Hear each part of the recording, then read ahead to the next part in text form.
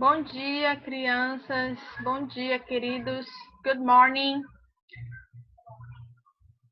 Isso, vão abrindo as câmeras, tá bom? Pra gente se manter seguindo as regras, tá? Enquanto vocês abrem as câmeras, eu vou já compartilhando aqui. Deixa eu ver quem chegou. Heitor. Espero que vocês estejam bem, viu? Sempre é bom ver vocês. Compartilhar a ementa com vocês pra gente já saber o que a gente vai fazer hoje, tá? Espero que vocês tenham assistido os vídeos. É só pra gente pegar assim com um pouco mais de detalhe, né? Eu tenho feito assim as minhas aulas. Deixa eu falar para vocês um vídeo anteriormente, porque fica salvando, né, de uma turma para outra. Eu preciso de um intervalo para poder gravar as aulas no meu computador. Então eu criei essa estratégia para botar um vídeo antes, aí logo em seguida vocês fazem o exercício e aí depois a gente entra no Zoom. Fica melhor. Porque eu já perdi muitos vídeos assim, entrando de uma turma para outra logo em seguida. Aí ficava uma confusão, aí eu não conseguia postar. Enfim, a gente vai criando nossas estratégias, né? Espera aí que tem um monte de gente querendo entrar. Eu já disse que sim, vai, admite todo mundo. Pronto. Então, olha só. Aqui está a ementa. Quem conseguiu imprimir, faça a anotação de hoje, que é a data aqui, né?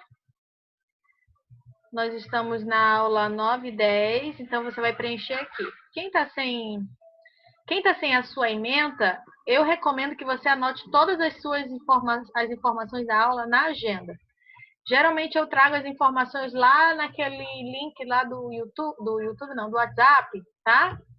Quando eu posto lá, já vem todas as informações praticamente quase que iguais como da ementa, tá? Só que vocês acabam assistindo uma aula em cima da outra, às vezes esquecem, então é bom anotar na agenda para que você não fique perdido, tá? Então aqui está a ementa. Hoje a gente vai ver o grau de comparação, o modo de superioridade, o modo comparativo, a gente vai ver o que é isso. Tem um exercício no livro que eu passei para vocês fazerem. E quando encerrar aqui, eu vou anexar a e-class de vocês, eu vou deixar ela publicada, e aí vocês vão ter também um exercício extra lá em PDF para que vocês possam estarem exercitando esse conteúdo, tá ok? Muito bem. Agora eu vou compartilhar com vocês o PowerPoint para a gente começar, tá? Esse assunto ele é muito conteudista, tá? Ele é muito, muito, muito cheio de regras. Então, lembrem-se, como eu já falei para vocês antes, né? A gente vê mais o inglês na escola regular, né? Fora do curso de idiomas, mais para saber a questão da escrita. E aí, quem quer aprender a falar, essas coisas assim, sempre busca recursos fora, né? No curso de inglês e por assim por diante, intercâmbios e tudo mais, tá bom? Mas isso não impede da gente aprender uma palavra aqui, outra acolá, né? Então, vamos lá. Então, a gente vai ver comparativo de superioridade, o modo comparativo, ok? É meio estranho, né? Quando a gente traduz do inglês para o português, nada mais é do que comparar, tá? Mas é porque em inglês existem dois comparativos de superioridade, tá? Então, olha só. O grau comparativo ele vai ser utilizado para estabelecer uma relação de comparação entre dois seres, ou tempos, lugares, objetos e assim por diante. Então, sempre a gente vai comparar no grau comparativo, tá? Então, a gente vai sempre fazer esse... Aí, deixa eu botar a Andressa. E aí, esses graus de comparação, né? A gente pode fazer de modo superior, né? Alguém com relação a outro alguém de modo superior, ou de inferioridade, ou de igualdade. A gente viu de igualdade semana passada, né? A gente só não vai ver de inferioridade, porque a gente precisa seguir com o livro não propõe isso, mas existe também o grau de inferioridade, né? Comparação de inferioridade. E hoje a gente vai ver apenas o de superioridade, beleza? Então vamos lá. O comparativo de superioridade, né? Ele aqui já vai para as regras, mas deixa eu falar para vocês. Ele, na realidade, quando você compara uma pessoa em relação a outra pessoa, tá? Quando você compara um para um, certo? Esse é o de comparação, tá bom? Porque tem um outro que a gente vai ver mais para frente, que é o superlativo, tá?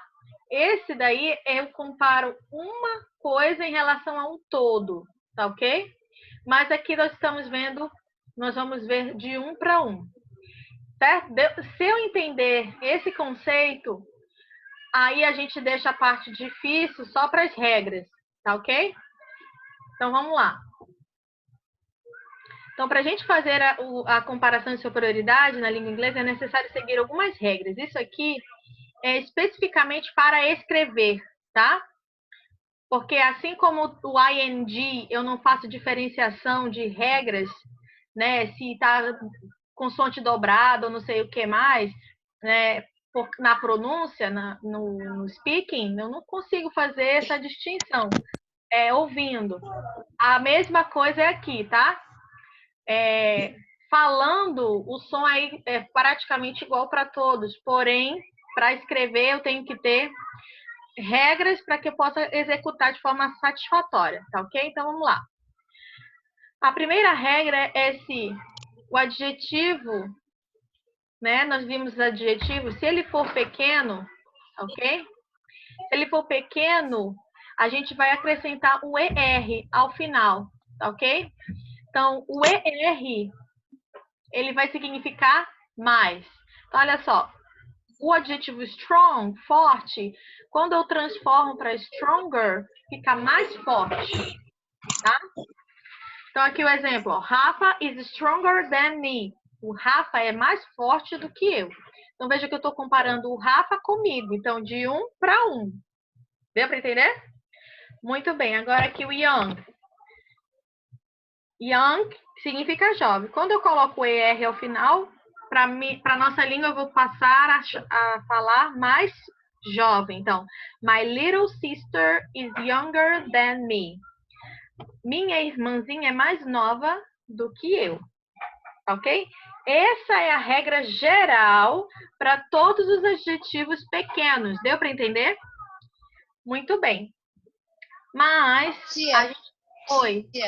Diga, Rebeca. Mas como assim adjetivo pequeno? Com quantas letras ou tamanho? Como assim? O pequeno, quando a gente considera um pequeno, é quando ele tem, assim, ou uma sílaba ou duas sílabas no máximo, tá ok?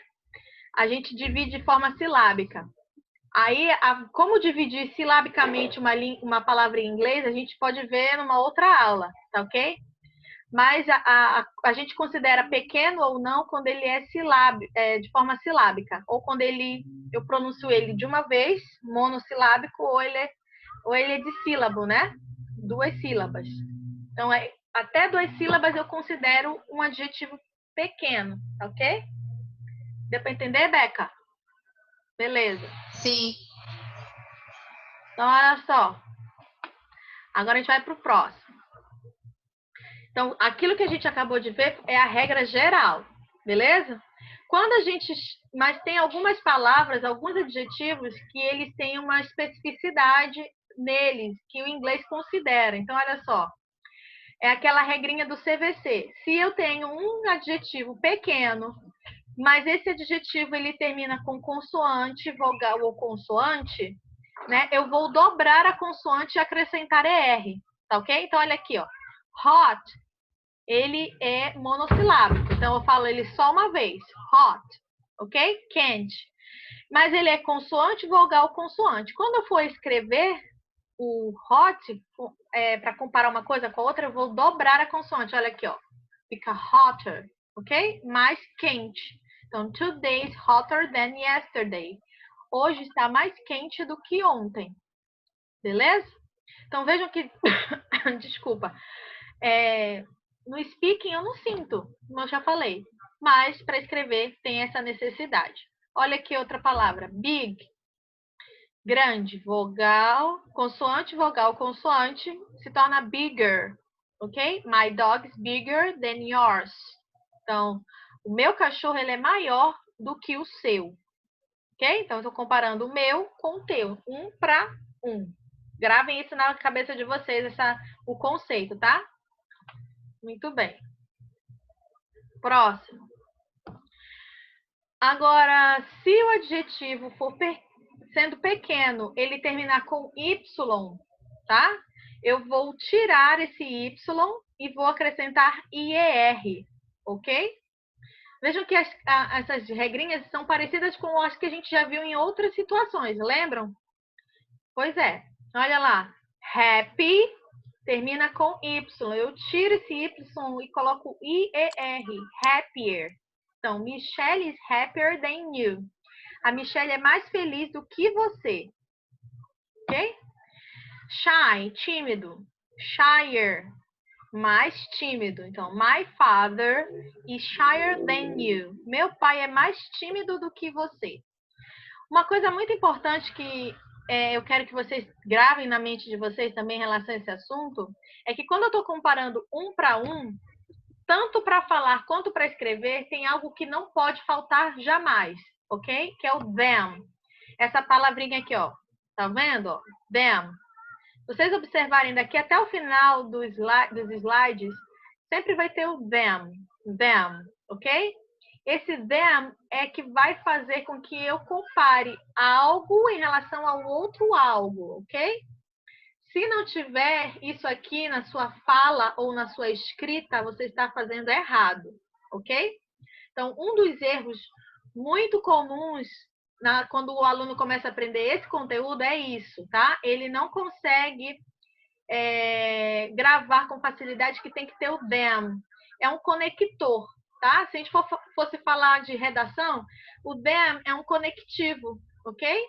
Ele vai dar coesão para a frase, para a tua fala, tá ok? E vai fazer com que a tua fala fique coerente, tá legal? Então, them, ele é imprescindível de estar aí. Muito bem. Agora aqui, ó, a outra regrinha é o seguinte. Existem adjetivos que são longos, considerados longos, tá?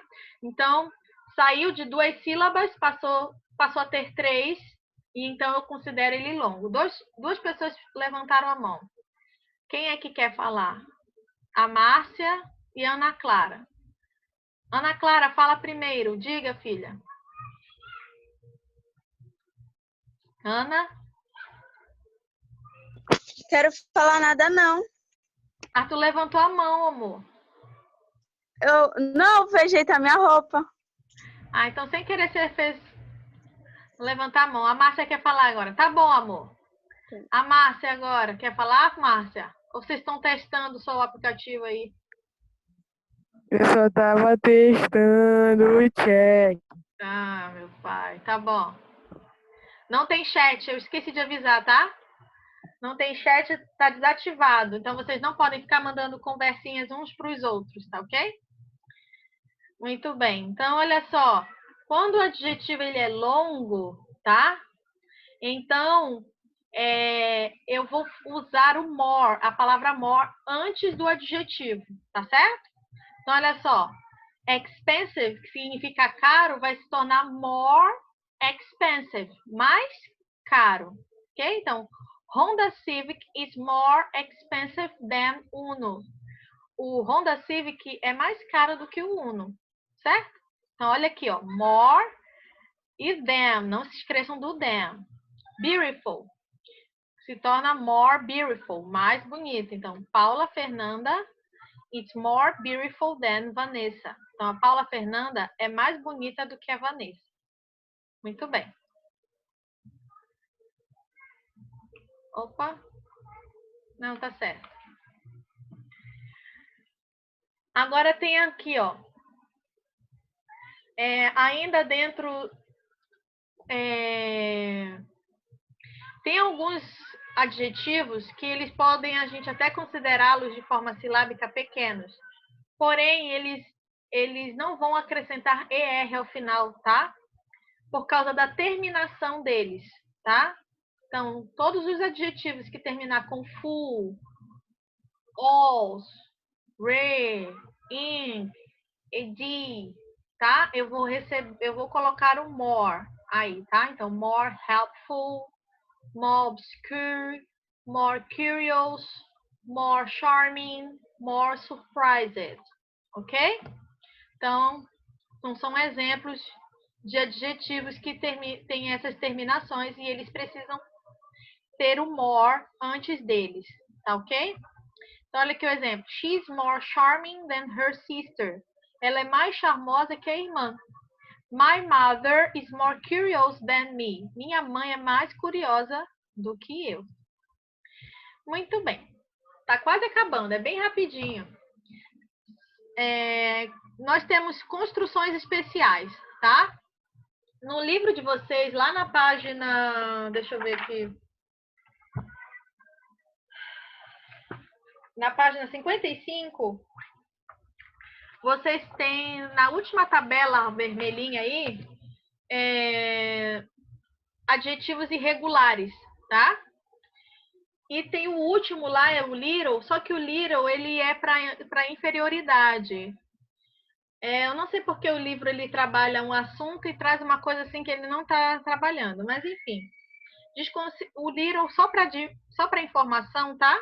Ele é usado para comparar de forma inferior, ok? Aí no livro de vocês, página 55.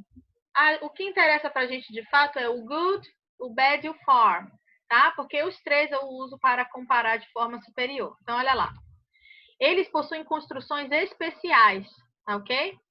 Eles não se aplicam a nenhuma das regras que a gente acabou de ver, porque eles são irregulares. Então, quando eu quero fazer a comparação com o adjetivo good, que significa bom, eu não devo colocar o ER, pois nem more, nem nada. Pois há uma construção especial para ele, que é better. Ok? Better. Então, she's better than me. Ela é melhor do que eu. Creio que vocês tenham já ouvido isso muito, ou assistindo filmes, séries, ou ouvindo música. Essa palavrazinha, better. Ok? Então, por ser irregular, o adjetivo good, eu não posso falar gooder. Tá errado. Nem falar, nem escrever. Tá ok? E sim, better. Esse sim dá para fazer diferença. Tá ok? Para falar em relação a todos os outros. Muito bem. O outro adjetivo que é irregular é o bad. Tá? Então, eu não posso falar better. Ok? Que fica até parecido com better, né? Então, better, sei lá como ficaria. O certo é horse. Horse, ok? This car is worse than yours. Esse carro é pior do que o seu. Mesma coisa, ele muda totalmente a forma dele. Eu não acrescento terminações, não acrescento sufixos. Ele muda totalmente. O radical dele muda totalmente. Aí aqui, por último, nós temos o far, que é longe, tá? Ele se transforma de fa para father. Father. Parece a pronúncia do pai, né? Father, em inglês. Porém, a diferença do som vai se fazer no contexto da frase. Então, olha aqui. Your house is farther than mine. A sua casa é mais longe do que a minha. Tá bom? E aí, aqui a gente termina a nossa explicação do conteúdo. Tá legal? Muito bem. Deu para entender? É um pouco difícil, né, esse assunto? Em termos de regrinhas gramaticais, né? Não, é meio chatinho. Mas é necessário. Como eu disse para as outras turmas, que já passei com elas de manhã, é bom a gente saber todo o conteúdo para que a gente, quando voltar, a gente esteja certinho e aí eu tenha a liberdade de cobrar de vocês assuntos que eu possa perceber que vocês estejam bem, tá? Então, Agora eu vou explicar para vocês o exercício, como vocês devem fazer. E aí a gente encerra, tá? Então vamos lá, vamos para a página. Peguem o livro de vocês, porque a gente precisa deixar registrado aqui a explicação do exercício, tá bom? Então vamos lá. Página 53. Na página 53, vocês vão fazer a questão 12, tá ok? Vocês já fizeram a 53, questão 11. Agora vocês vão fazer a questão 12, tá? Vocês vão usar o que nós acabamos de aprender. Então, tia, foi muito rápido, eu não gravei todas as regras. Tá, não se preocupem, eu vou anexar em formato de PDF esse PowerPoint para que você possa anotar no seu caderno, fazer seu exercício, tá bom? Então, não fique preocupado. Então, você tem que olhar a figura aí e preencher, né, as qualidades para cada pessoa que está nessa imagem, nessa figura, certo?